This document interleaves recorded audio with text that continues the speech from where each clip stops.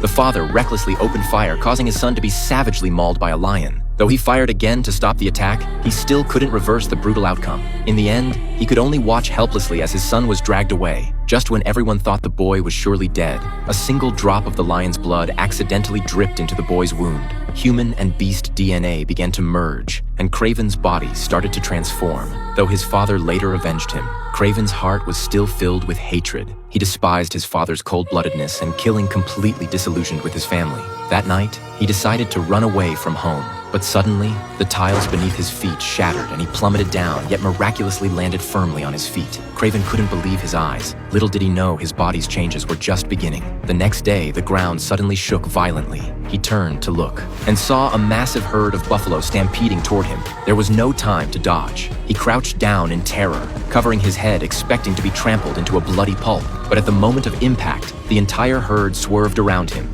and the alpha buffalo even shielded him with its body. In that moment, Jack seemed to hear its thoughts. That's when he realized he'd not only gained the ability to communicate with animals, but had also awakened superhuman strength. With just a flick of his wrist, he could throw a spear miles away, and his running speed rivaled that of an antelope. As he marveled at this, gunshots suddenly echoed in the distance. He immediately climbed a tree to look and saw a group of hunters slaughtering buffalo. The same buffalo that had just saved him were about to fall into the hunter's trap. Craven's heart tightened and he rushed over to rescue them, but he didn't expect that these hunters were far from ordinary. John ripped the tube from his waist, and in the next second, his skin rapidly hardened, transforming him into a powerful rhino man in the blink of an eye. The battle erupted immediately. Craven charged first, but was knocked to the ground by the rhino man. The gap in strength left him struggling. Fortunately, Craven was agile.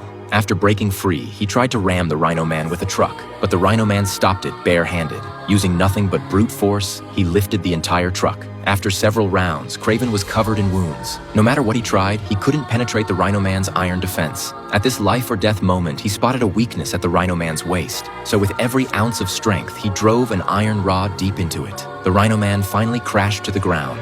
Craven survived this deadly battle. From that moment on, he became the protector of the land, safeguarding the beasts and this land for generations to come.